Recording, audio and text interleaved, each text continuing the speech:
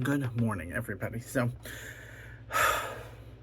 I am just, I will never understand people. And I just woke up today and I was thinking, when I was in the military, like, when I was with the dental unit, that I really had one of the best commanders. Like, just thinking about those moments and then even like getting diagnosed with HIV, like, him being visibly upset that he had to give me this news. And I'll never forget that day, ever.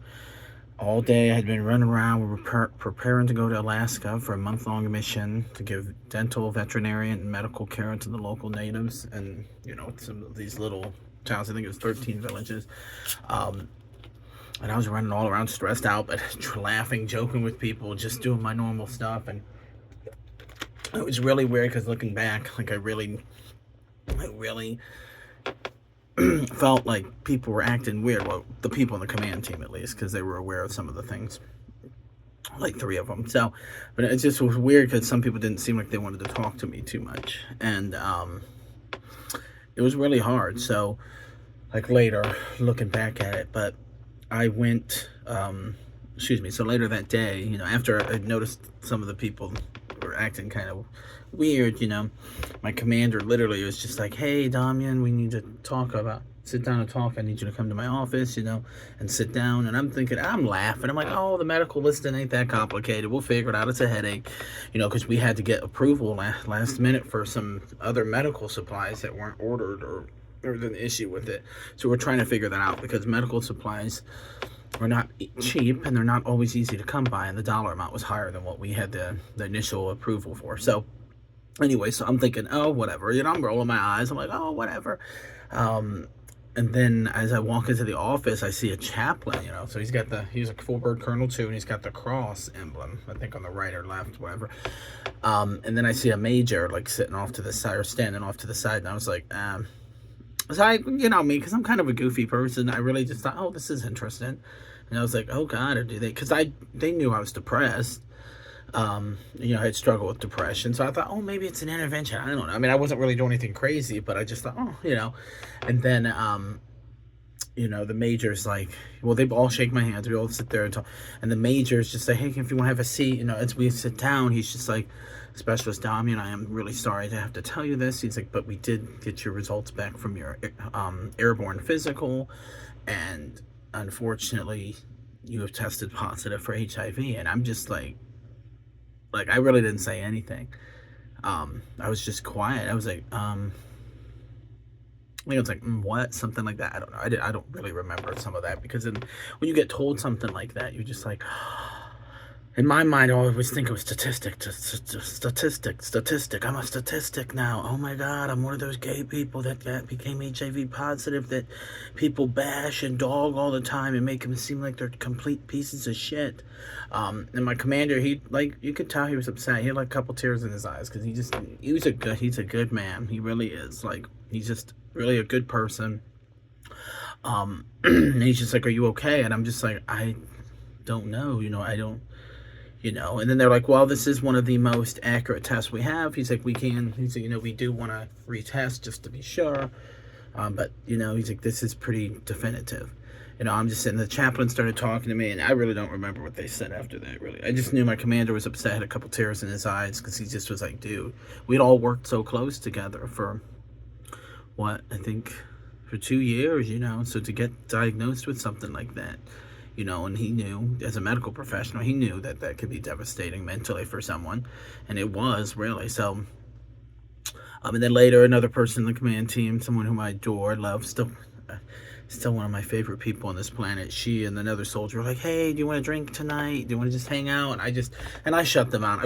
Looking back, I wish I hadn't, but I just wanted to go home. I went home, I told my mom, and she just gave me a hug. She didn't really know what to say.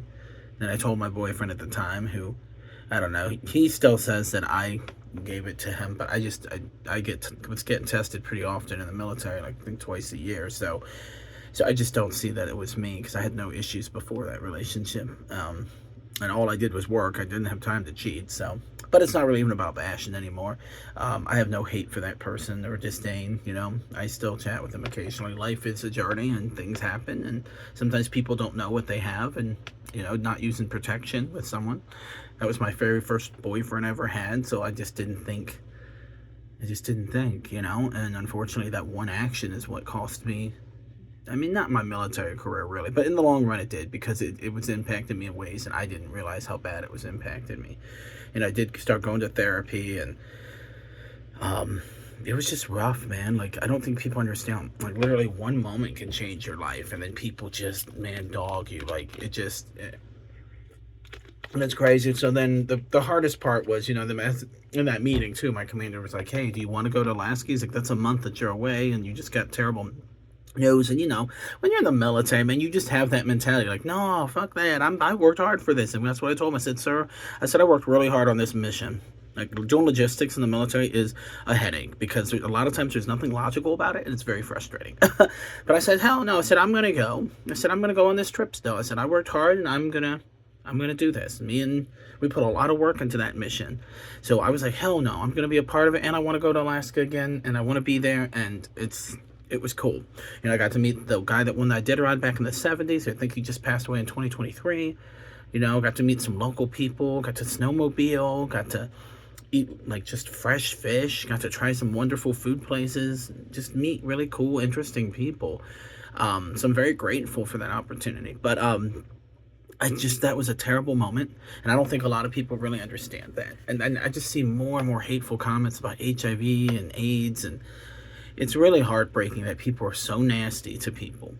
But then, you go forward, so 2011, then, and it's crazy, because, like, the year before, or not even the year, I think it was like 4 months before, 5 months, before I technically got HIV. I got diagnosed in March of 2011, but one of the soldier I was really cool with, and I wish I would have went down to Texas to see him, unfortunately, unalived himself. And it's weird, because two people that I knew, one I was kind of close with, and the other one I didn't really know too much, but one unalived on Monday, one unalived on Friday, and one was in the office 2 doors down from me, and he unalived himself in the office, or in the arms room, excuse me. And that was a big debacle too, because he had access to like 3 points of security, which he shouldn't have had. So that week was rough. Like, it just hit home, and I don't know, something changed in me then. It just really bothered me. And then, a lot of people don't talk about the sense of guilt you feel, like when someone you feel like you could have saved, or someone you could have helped. And I think that just tore me up. And then, it really tore me up.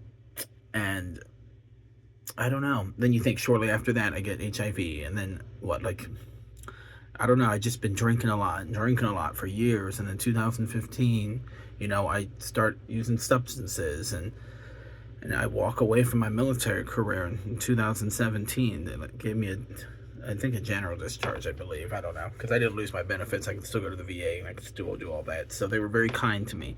And then I'll never forget that final thing when I was talking to the first sergeant we had then. And I think the weirdest thing to me was he was a man of faith, and he really, the first time you could tell he was disappointed, and then I pissed out the second time, and he literally was just like, fuck you to me. And I, whatever, military hardcore, I get it, but it always amused me how hardcore people were about substances. But you got people in there that are doing all these things that they know about, cheating and all these things that are extremely frowned upon in the military. Like, when I was in Iraq, we called him Roosevelt D. Roosevelt.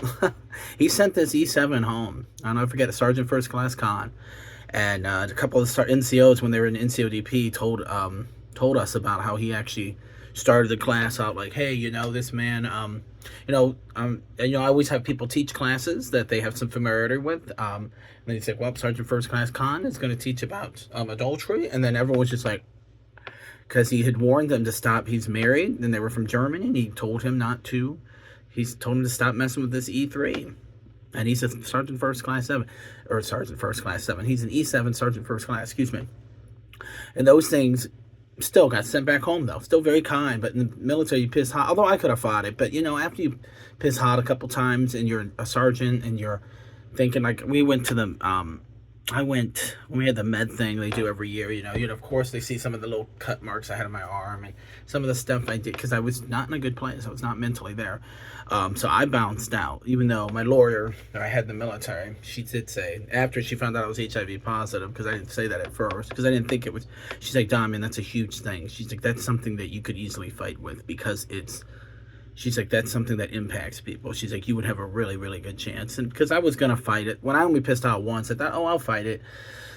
And then pissing out twice, I was just kind of like, oh. And I don't know why I went to drill and stuff, especially knowing I was doing stupid shit. But I did. I should have just taken the point and then, or the, whatever they call it. I don't even remember. The unsatisfactory, whatever it is.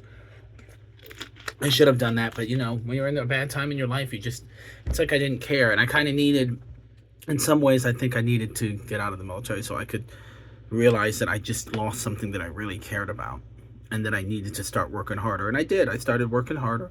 I think I was completely off stuff by 2018. And I stopped drinking in 2019 after I jumped off my roof and almost died. And so my life's been a journey, but this message really is just to tell people, look, stop being so mean to people, just in general, but especially if they're dealing with something. Stop being so stereotypical about STDs and making people feel like they're shit. It literally can take one moment in your life, one bad relationship, and you catch something or do something, and people hold that to you for the rest of your life, and it's really sad. But my journey has been a journey, and I love who I am now. I struggled for a long time, but I'm getting there. But anyway, so the whole point of this message, though, is HIV is extremely controllable, and people still treat it like it's a death sentence. People treat people like they're garbage. There's no reason for it. There's no reason at all for people to be treated so poorly because of something that could just be one bad decision. Or some people do. They get it from needles, blood transfusions, which blood transfusions probably extremely rare now, I would assume, since they don't let anyone with HIV donate blood, or even just born with it. So you guys don't know. You don't know people's story. And to sit there and belittle people because you're ignorant or because you're caught in these terrible things, and a lot of parents teach their kids this stuff, like they're garbage, and that's crazy to me. So, but anyways, I hope everyone has a great day. For my fellow LGBTQ plus family and community, I love you all. Stay strong if you have it. If you have anything that people judge or make you feel like shit for. So, but I love you all. Have a wonderful day.